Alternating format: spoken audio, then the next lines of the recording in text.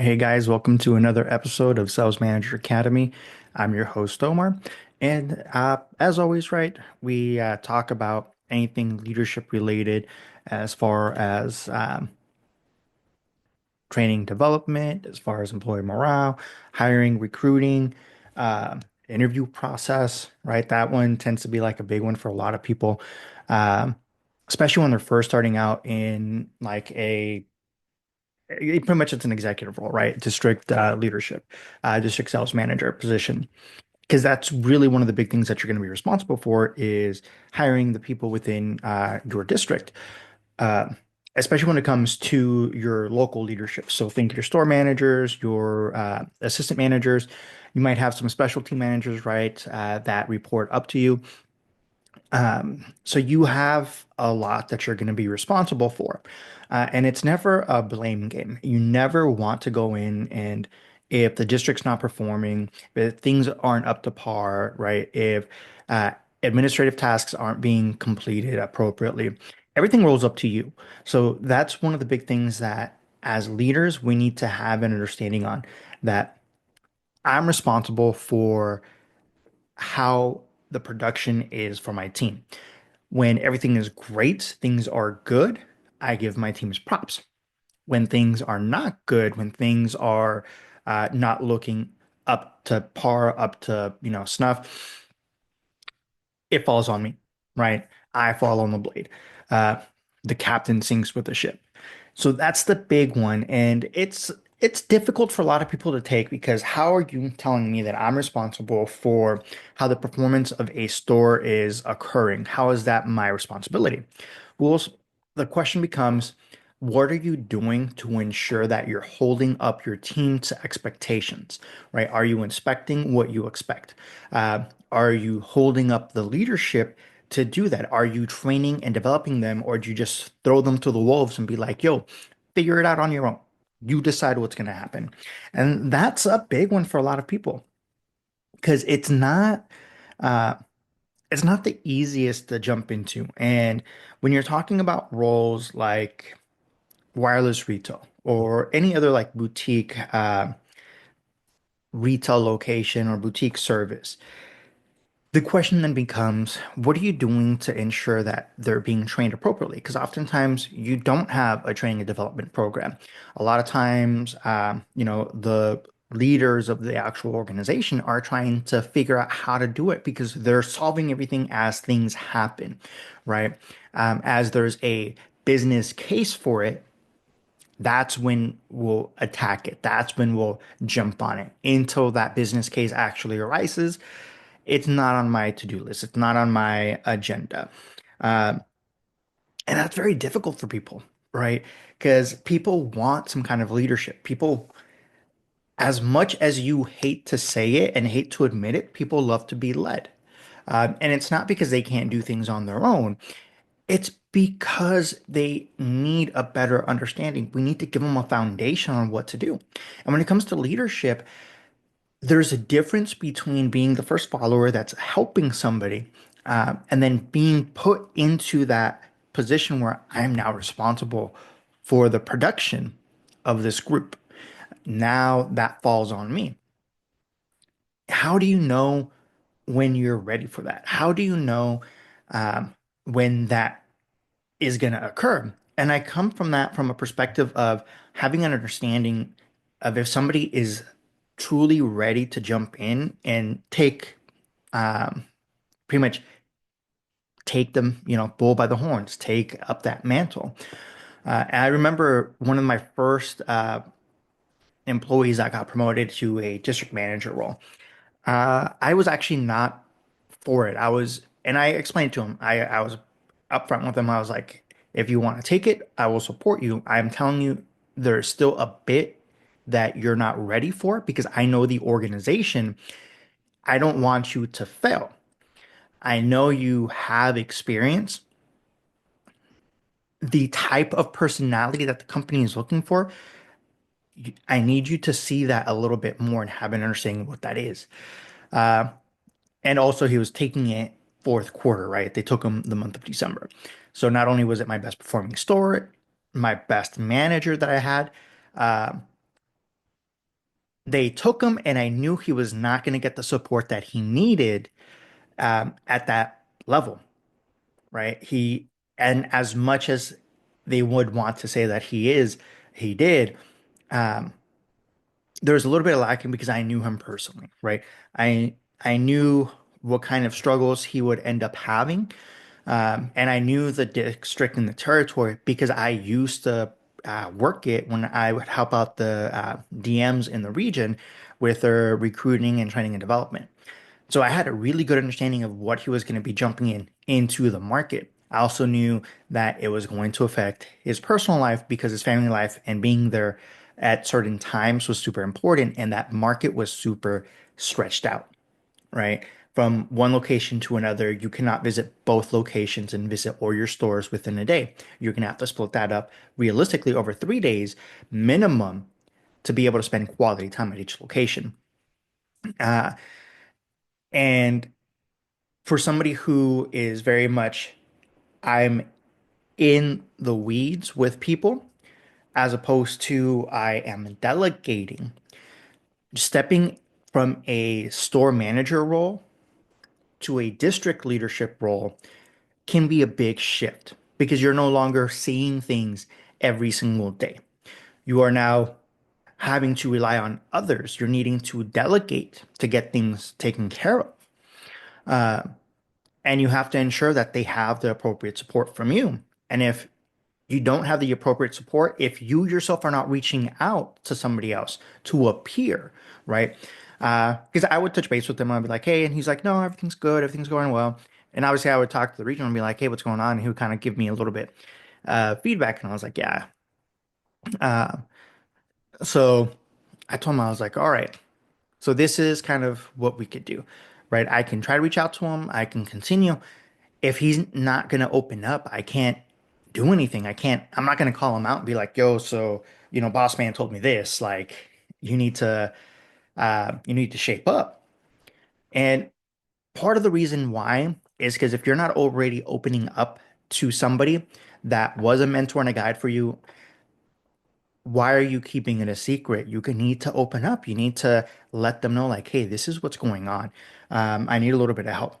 And part of that too is a little bit of pride, right? You have to understand that sometimes you have to let your pride go to be able to move forward, uh, to be able to learn a new framework, a new mindset, because it is a different shift. There's different responsibilities that you're now responsible for. Where before you had somebody who, if you came from my territory, um, who was very on point, very deliberate. I was very specific. I did not bullshit, right? This is what I expect. I would inspect it. I would hold you accountable to it. And I will hold your team accountable to what was expected as well. Uh, and I would want to say that I was fair, right? Because it didn't matter if you're a top performer or underperformer, the expectations were expectations. And there was no like leeway just because, you were performing at 130, 140% to goal. Because I can't be seen as that. Your performance is great. But I've also taken people that were performing at 75, 85% to goal, and they're performing at 110, 120% to goal. Like, I could take multiple people to do that. So we need to make sure we're on the same page when it comes to arriving on time because the location's got to open up on time. If you guys don't know this, there's certain areas, especially if you have like malls, where if the location doesn't open on time when the mall opens, they fine um, the tenants, right? They fine the company for not opening up on time. Other times is, bad reputation with customers. I've had it where I remember when I took over a location back when I was a just a regular store manager, customers would complain that, hey, the location's never open on time. And I was like, what do you mean? They're like, yeah, before you came in, I would come when the hours were posted and the doors were locked. I would come at lunchtime, right? And the doors were locked. I would come at 5 p.m. and there'd be somebody locking up the door saying, oh, they're done for the day. When the sign posted on the door says the store doesn't close till 7. That becomes a big issue. So you always have to understand that when you're stepping in from you know, a store manager from a single unit to a multi-unit to a district level position, there are a lot of different expectations, right? The expectations shift. You might be thinking, okay, I'm going to do what I did at this location. I'm going to expand it. You have to remember, you have to look at it from a different perspective where you yourself are no longer directly involved in the day-to-day operations. So, how do you get there? How can you ensure that the rest of the entire team market gets to that level? That is where you work through your store leaders and you have to make them advocates of what you're doing. Because if they don't believe what you're doing, nothing's going to happen. And you can only do that by showing face time. You have to spend a lot of time at the beginning investing in training and developing and getting to know your team, right? If you've listened to all of my podcasts, if you follow any of my socials, you understand a lot of what I talk about is getting to understand your team. Because once you have an understanding of who they are individually, as a also a team dynamics, right? What their team dynamics are, then can you actually implement training and development appropriately? Because now you can actually get to the core of what's important to them and how they retain and receive information. So there is less having to cut through weeds, there is less miscommunication, misinterpretation, uh, and they understand, all right, he's going to hold us accountable. It's not like, all right, 2 weeks in, you'll see me once or twice, a month. No, you can't jump in. Nobody cares about what you've accomplished before when you get into a new role, when you get into a new territory. Nobody cares. Your leadership that brought you in, they're ecstatic. The teams that you're going to be leading, they don't fucking care because it doesn't affect them. It didn't affect them prior. They don't know what you're bringing to the table. They don't know if you're going to be a fit for them. And that's where you have to win the hearts and minds of people. So that's super important. Just because you have a title doesn't mean shit, right? You got to understand that. Just because you got a title of, district sales manager, regional director, that doesn't mean shit. If your team doesn't move with you, right, because they don't trust you, guess what? Ain't shit happening and you're not going to be enrolled for long. Your team's got to trust you in order for them to want to actually do what you're recommending, right? And you can only gain that trust when they know that, hey, this person's going to stand up for us. This person is actually wanting to look out for the best of us. And there's different ways to look at it, right? There's different ways to being able to accomplish that. You're talking about, it could be simple things like treating the team to lunch just because, right? Not because they hit something, but hey, you know what, guys? I'm visiting. I got lunch for the team. Yes, it's simple little things like that. And I'm not talking pizza, right? Like make it something look like that they like, something that maybe you haven't tried. Like, hey, what's a good place? What do you guys recommend? Especially if you've relocated to a different territory, right? That was big for me when I went to San Antonio, when I was, coming in from Houston, went to San Antonio. I remember one of the spots because I would get Subway, stuff like that, just whatever was fast. I didn't care. And I remember one of the guys was eating this like really good lunch. And I was like, man, that looks good. He's all, man, this is amazing. It's the spot down the street. It is always packed. Their chicken is the best. And I was like, I gotta get some. He's all right. And I was like, you know what? Next time I'm in, I'm gonna be here on this day. I got lunch for the team, right? So I'll order some food for us. Boom. Uh, he's all bet. I was like, all right, cool. And that's what I did, right? Well, it was amazing. I've eaten there multiple times. I've taken executives there. I've taken my family there. Everybody loves it. I remember the first time I took some the company executives there. They're used to like being wined and dined at like fancy restaurants, stuff like that. And I told them I was like, hey, you're in my neck of the woods. I do things a little bit different. I like to be authentic. I like you guys to actually try something that's authentic to the area. We could always do a fancy restaurant for dinner, right? But how often are you going to try something authentic? And I'm like, okay. So they try the food and they're like, oh my God. And they looked at how packed it was, right? Like this place literally sold at least $5,000 worth of chicken every single hour. Um, Like they were pumping the stuff left. Yeah, they were pumping it out left and right. It was like the craziest thing in the world. Uh, and I told him, I was like, you guys, there's a bunch of stuff on the menu. We're not vegetarians. So this is what I recommend, right? This is what they're known for. So don't try anything else on the menu. You got to try this first. And they're like, okay, cool. Order it. So order the chickens. Literally, as we're eating, one of the execs calls one of the owners. You gotta try this when you're in the area. It is amazing. I thought he was crazy when he brought us here because it was like it looked like a almost like a rundown restaurant, right? But from the exterior, it was like nonchalant. When you walked in, you're like, okay, this place is super packed, like it is, and you could see the line, right? And that's how fast they were pumping it. Majority of their orders were to-go orders, and it's like that day in day out from when they open at 11 to when they close. Super amazing, right? But stuff like that allows you to be able to bond with your team and get to know them a little bit more, right? Having lunch, I think, and eating with others is one of the most underrated forms of getting to know people because that's when you tend to open up a little bit more, especially when you have some kind of bond, when you enjoy something, right? If you take somebody to eat at some place that you enjoy and they enjoy it, that's an instant, okay, we like something, we're similar. That is what I think a lot of leaders forget is finding ways to make that connection that they're similar. They think that the moment I step into a leadership role, I am done selling. I don't have to convince people about anything. I don't have to try to build rapport. My title is going to tell them everything they need to know, and that's that. They're going to fall in line. That's not the way it works. It's funny because with everything happening right now in the world, right? There's a term and you guys, in the comments, share your information, share your knowledge on this or your experience if you have any with it.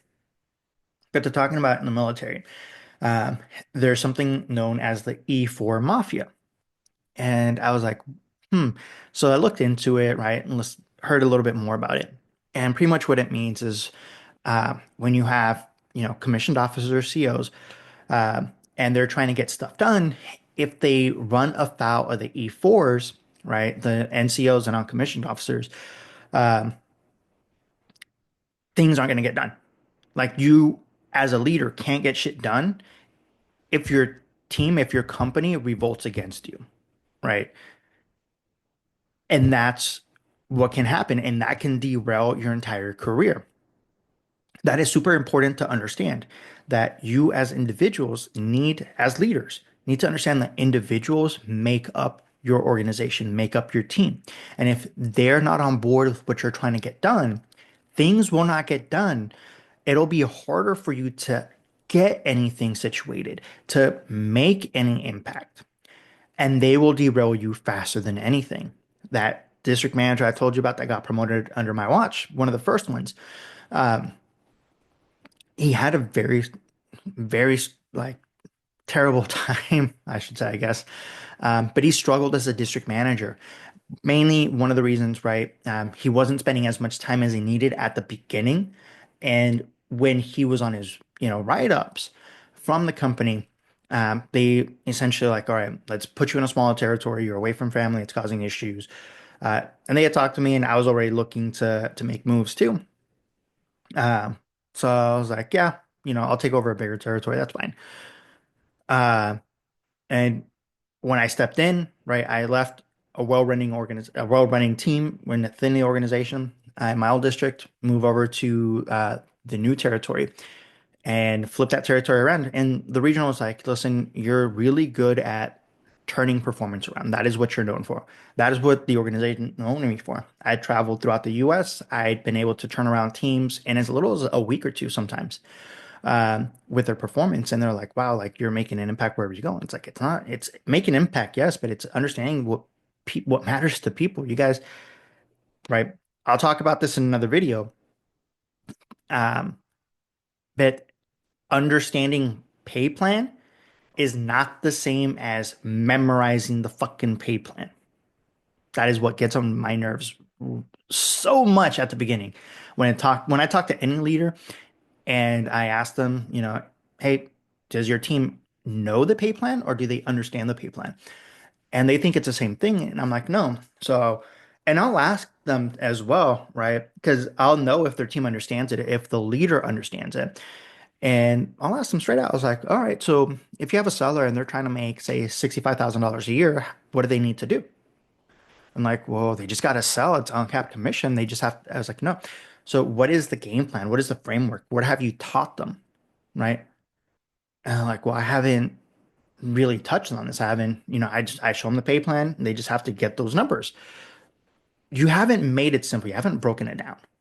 Right. I'm like, because that's one of the first things I've ever done is always break down the commission plan because I want people to understand what they're going to make. And that's the first thing I did. I went through, the new territory I took over, spent time getting to know everybody. And then I also spent time making sure that they understood the compensation plan. And a lot of them were like, oh shit, that's how that works. They're like, oh, like I know the pay plan, right? I know this pays that. Now I'm understanding the pay plan. So that was a big one for me. And mind you, at this time, I'd also created a commission calculator for my team so that they understood, right, my whole team, and they had that. So I just brought that over, and it just made the conversation that much easier and faster for people to pick up. I had one of the stores that was struggling, that the company was on the verge of actually considering shutting down, a very prestigious location, just because the rent was so high and we were barely cutting by. And they were debating on whether it was even worth it to continue it if it wasn't going to change performance. When I took it over, I think it was one in three, one manager and three employees. When I left, it was a manager, assistant manager, and I believe seven employees. And I was still not done. Like they were still not done. There was still a lot of room for growth at that location. Uh, but that's being impactful. That's making a difference in people's lives. That's making a difference in wanting people to understand that, hey, this is a leader.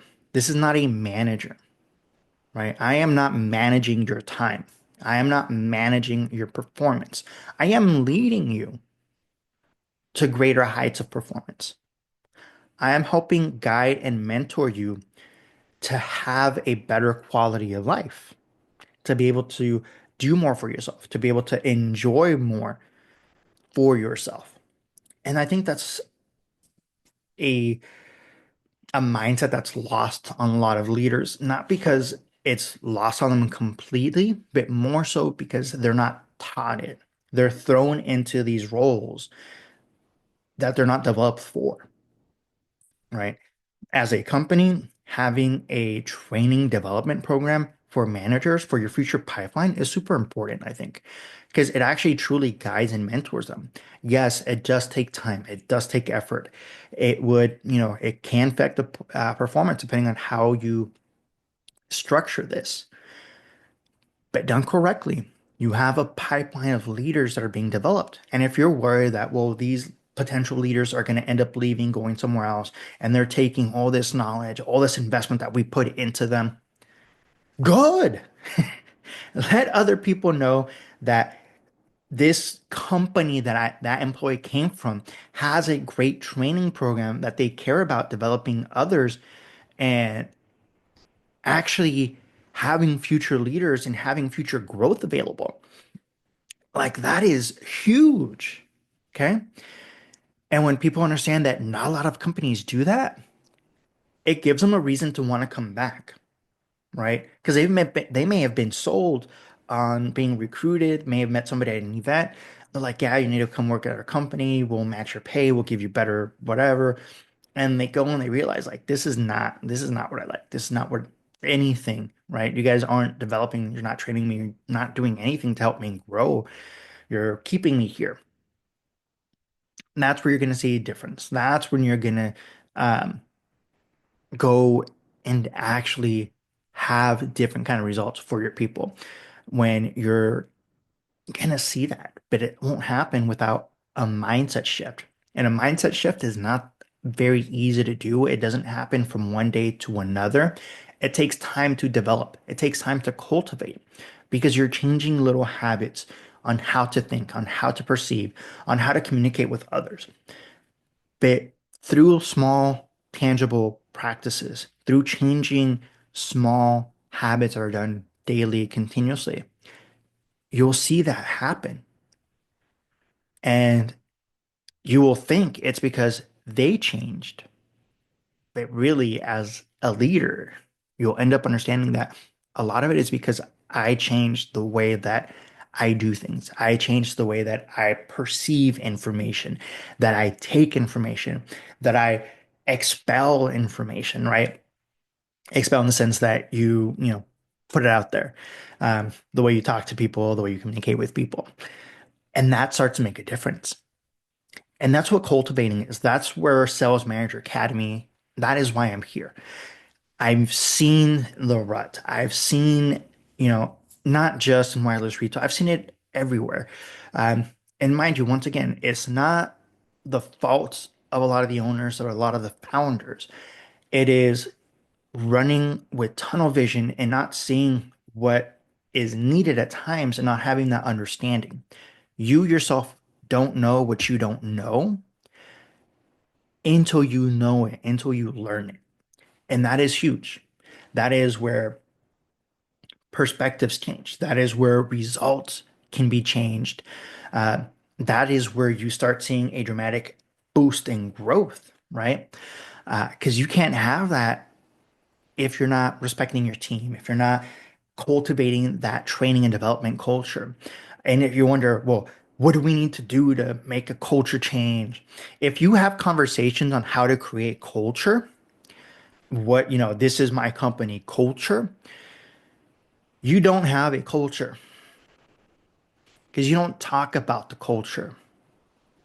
What you do is your culture. It doesn't matter if you have it written down on paper. It doesn't matter if it's this is what we do, this is how we are, what kind of company we are. Show me how you operate. Show me how you're running the organization, right? And and here's the thing. A lot of people believe that the way an organization ran is from the top down. The truth of the matter, organizations are ran from the bottom up because the true culture is in the field. It's in the teams that you have. And that is moved up. And that is what retains and stays because it actually has working tribal knowledge of what occurs, as opposed to when you have somebody who's trying to make a change from the top down who doesn't have an understanding of any of the tribal knowledge in the field or has been too far gone from the field to truly have a working knowledge of what's happening and what kind of changes need to arise. If you notice, some of the suggestions that your team will give you from the field will yield you greater results than any of the decisions that many of the executives will make. And there's a reason for that, especially when they move away from being owner operators and no longer truly in the field. You have to learn to listen to your people. As district leaders, as regional directors, you have to be able to learn to do that as well. That's why training and development is huge because part of that is also understanding the feedback, having that conversation, the suggestions your team is making. That's why I believe in frameworks because frameworks allow you to be able to make pivots and changes fast instead of being rigid and no, this is the only way we do things. Frameworks give you an understanding that not everything is done the same. As long as it works the majority of the time, that allows us to be able to move forward and win, right? Once again, I'm going to end today's conversation, today's podcast, with once again one of my favorite quotes of all time. Anchorman's 60% of the time, it works all the time. That is strictly a sales quote. All my salespeople out there understand that as long as it works the majority of the time, that's all I need because that gives me an edge to be able to get ahead. Uh, so, guys, thanks for stepping in, stopping by, listening to today's podcast.